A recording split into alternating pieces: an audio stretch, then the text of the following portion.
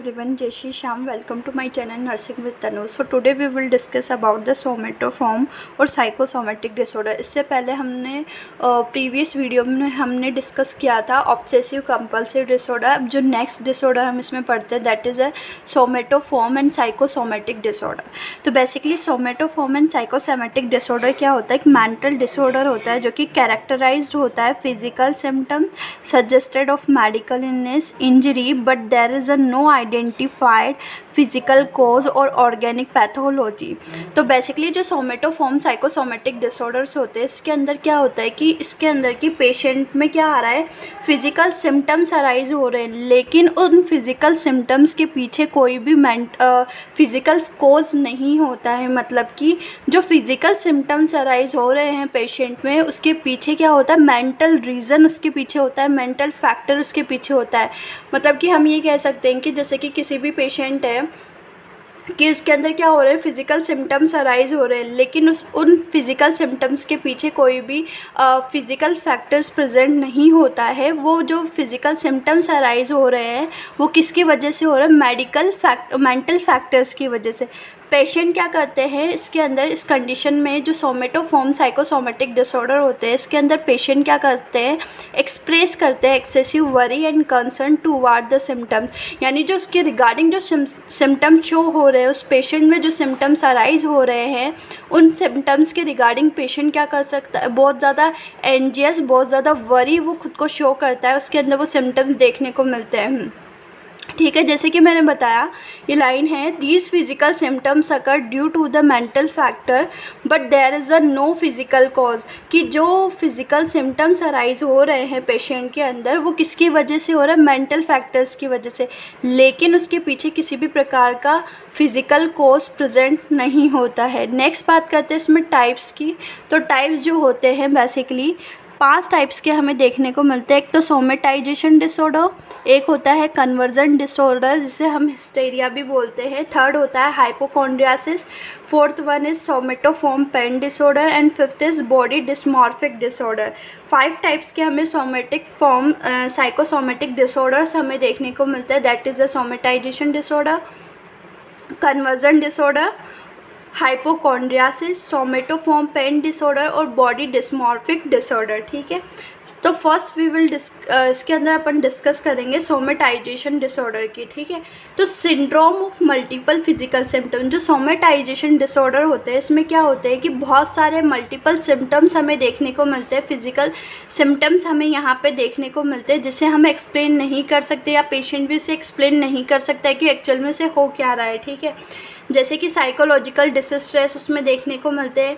कुछ सिम्टम जैसे कि वेग्यू यानी अनक्लियर वॉइस वगैरह हमें देखने को मिलता है. एग्जेग्रेटेड कि इंटेंस एक जो सिम्टम्स होते हैं वो हमें उसमें देखने को मिलते हैं. एक्सेसिव वरी एंड कंसर्न देखने को मिलता है पेशेंट का उन सिम्टम्स के रिगार्डिंग. ठीक है, इसमें क्या होता है कि patient is very much convinced with his symptoms and become irritated if he told that the symptoms have the psychological origin. की जो पेशेंट्स होते हैं वो बहुत ज़्यादा क्या हो जाते हैं, इरिटेट हो जाते हैं जब हम उनको ये बताते हैं कि उनका जो फिज़िकल सिम्टम्स अराइज हो रहे हैं उनके पीछे किसी भी प्रकार का फिज़िकल फैक्टर नहीं है, वो किसकी वजह से अराइज हो रहे हैं, जो मेंटल फैक्टर्स होते हैं, मेंटल कॉज की वजह से वो हमें देखने को मिलते हैं. तो उसकी वजह से जो पेशेंट होता है वो क्या हो जाता है, इरिटेट हमें देखने को मिलता है.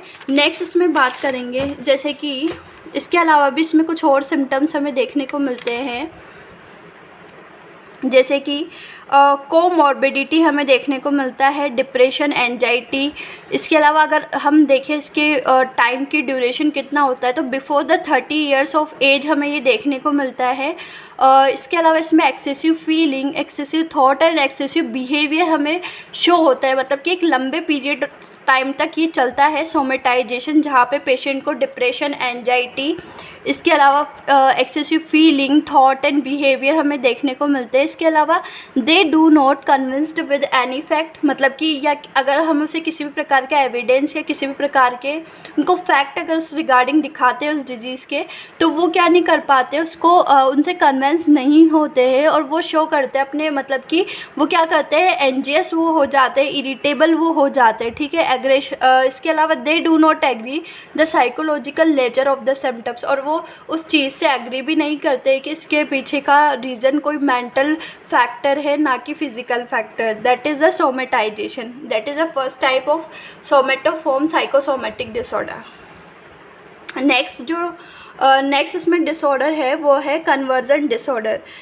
इसे हम न्यूरोलॉजिकल सिम्टम्स हमें देखने को मिलते हैं इसके अंदर कि इसमें क्या होता है, कन्वर्जन मतलब कि चेंज देखने को मिलता है कि इमोशनल सिम्टम्स उसमें अपीयर हो रहे हैं पेशेंट में, किसकी वजह से, इन अ फिजिकल सिम्टम्स, यानी emotional symptoms appear in a physical symptom. जो उसके इमोशनल सिम्टम्स होते हैं वो किसके रूप में हो रहे हैं, फिजिकल सिम्टम्स के रूप में, जिसे ही हम कन्वर्जन या हिस्टेरिया हम कहते हैं। इसके अलावा complaint will be a suggestive of a some neurological disorder which may be a two types से हम इसे देख सकते हैं, that is a voluntary motor function और दूसरा होता है सेंसरी फंक्शन। वॉलेंट्री जो मोटर फंक्शन होता है इसमें क्या होते हैं कि पेशेंट क्या नहीं बोल पाता है, स्पीक पैरालिसिस उसमें देखने को मिलता है, मतलब कि प्रॉपर्ली स्पीक वो नहीं कर पाता है। जबकि सेंसरी फंक्शंस में क्या होते हैं, ब्लाइंडनेस हमें देखने को मिलेगा, डीफनेस देखने को मिलेगा, इंसोम्निया, लॉस ऑफ सेंसेशन हमें उसमें देखने को मिलेंगे। ठीक है, इसके अलावा जो कन्वर्जन सिम्टम्स होते हैं वो कंट्रोल किए जा सकते हैं wide lead of a reality से, जैसे कि paralysis symptoms for a long time. अगर पैरालिसिस सिम्टम्स क्या है, एक लंबे पीरियड तक है, तो ये क्या कर सकते हैं, एट्रोफी ऑफ मसल्स को कॉज कर सकते हैं। That is the second type of somatisation disorder, somatic form psychosomatic disorder का सेकेंड टाइप है, दैट इज़ कन्वर्जन डिसऑर्डर। ठीक है, नेक्स्ट आता है हाइपोकॉन्ड्रियासिस। हाइपोकॉन्ड्रियासिस मतलब कि पेशेंट को preoccupied with the belief that he is having any serious illness, कि इसमें पेशेंट क्या करता है, विश्वास करता है कि इसको बहुत ज़्यादा सीरियस इलनेस है। Person think that he having a major illness, कि पर्सन क्या करता है, थिंक करता है कि उसको क्या है, मेजर इलनेस है। इसके अलावा presence of a minor illness की क्या है तो उसको माइनर इलनेस ही है, मतलब है तो छोटी सी बीमारी है, लेकिन कहीं ना कहीं उस पेशेंट को ये लगता है इसको बहुत ज़्यादा सीवियर इलनेस है, वो उसके रिगार्डिंग वरी एंड कंसर्न रहता है, एंजाइटी हमें उसमें देखने को मिलती है। इसके अलावा इसमें क्या होता है, हाइपोकॉन्ड्रियासिस में पेशेंट में दो कंडीशन हमें देखने को मिलती है, एक तो डॉक्टर शॉपिंग और एक होता है पिंग पोंगिंग। डॉक्टर शॉपिंग मीन्स होता है कि पेशेंट जो होता है वो क्या करता है, जैसे कि फॉर एग्जांपल एक डॉक्टर के पास गया, ठीक है, डॉक्टर ने उसको बताया, डायग्नोसिस किया उसको, और डायग्नोसिस करने के बाद भी उसको बताया कि आपको कोई सीवियर इलनेस नहीं है और छोटी मोटी सी कंडीशन है, तो it's not a big problem. तो वो क्या करता है, पेशेंट उसको वो क्या नहीं होता, उससे सेटिस्फाइड नहीं होता, और सेटिस्फाइड ना होने की वजह से फिर वो दूसरे डॉक्टर के पास जाता है।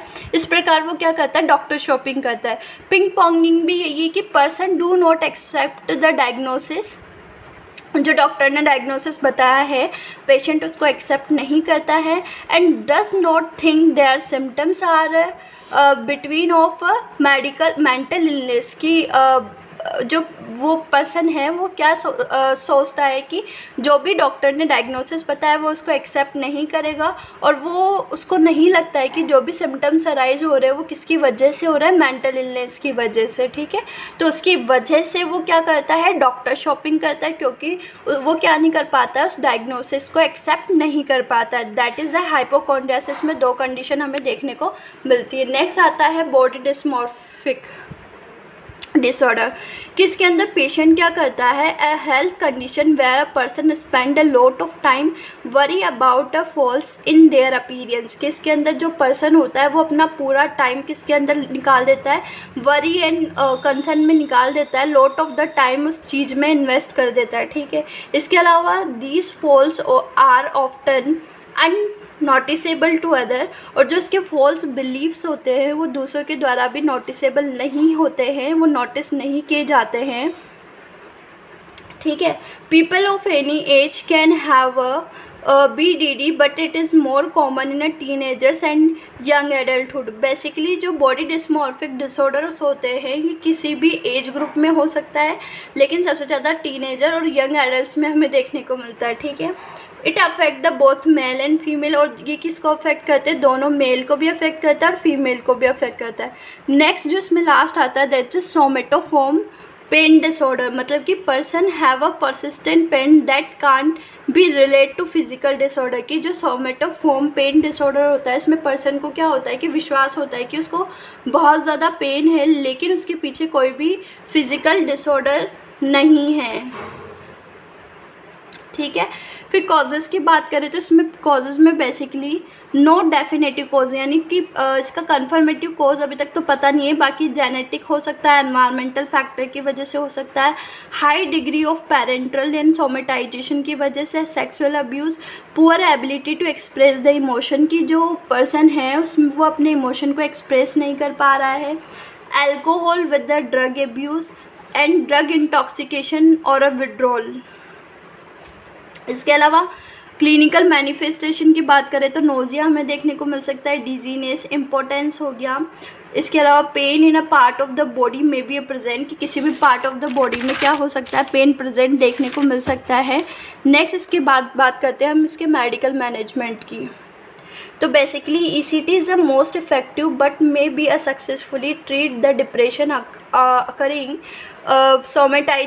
Somatoform disorder. मतलब कि इसमें ECT क्या होती है, इफेक्टिव तो होती है लेकिन सक्सेसफुली ट्रीट जो होता है डिप्रेशन के लिए किया जाता है कि अगर डिप्रेशन की कंडीशन उसमें अराइज हो रही है तो उस कंडीशन में IV और oral acute sedative with the benzodiazepines हम इसे प्रोवाइड करते हैं। लॉन्ग टर्म और acute narcotic analgesics for a somatoform disorders के अलावा एनाल्जेसिक्स का यूज़ कर सकते हैं हम। साइको एजुकेशन हम यहाँ पे प्रोवाइड करते हैं जो कि पेशेंट को हेल्प करती है फिज़िकल सिम्टम्स में, एंड एंजाइटी को हम यहाँ पे पेशेंट की कम करते हैं। इसके अलावा Indeed regular non invasive medical assessment reducing the anxiety and limit health care seeking behaviour. इसके अलावा साइकोथेरेपी हम यहाँ पेशेंट को प्रोवाइड करते हैं, that is individual and group therapy. Hypnosis का यूज़ करते हैं, cognitive therapy and behaviour therapy हम इसके अंदर इंक्लूड करते हैं। तो बेसिकली ऑल ओवर अगर हम बात करें तो सोमेटाइजेशन जो साइकोसोमेटिक डिसऑर्डर होता है इसमें पेशेंट में क्या देखने को मिलते हैं, फिजिकल सिम्टम्स हमें देखने को मिलते हैं। जैसे कि अभी हमने हाइपोकोंड्रियासिस देखा, कन्वर्जन देखा, ठीक है, पेन, सोमेटिक पेन डिसऑर्डर देखे। तो ये क्या है, फिजिकल सिम्टम्स है, लेकिन इसके पीछे किसी भी प्रकार का फिजिकल फैक्टर प्रेजेंट नहीं होता है। वो किसकी वजह से अराइज हो रहा है, मेंटल कंडीशन की वजह से या मेंटल फैक्टर्स की कहीं ना कहीं उसकी मेंटलिटी है वो अफेक्ट हो रही है उसकी वजह से। जैसे कि हमने हाइपोकोंड्रियासिस देखा कि उसको पेशेंट को है तो छोटा सा प्रॉब्लम है लेकिन कहीं ना कहीं उसको फील हो रहा है कि बहुत ज़्यादा प्रॉब्लम है उसको। तो यहाँ क्या हुई, उसकी मेंटलिटी अफेक्ट हुई जिसकी वजह से उसमें फिजिकल सिम्टम्स देखने को मिल रहे हैं और इसी को हम बोलते हैं सोमेटाइजेशन साइकोसोमेटिक डिसऑर्डर।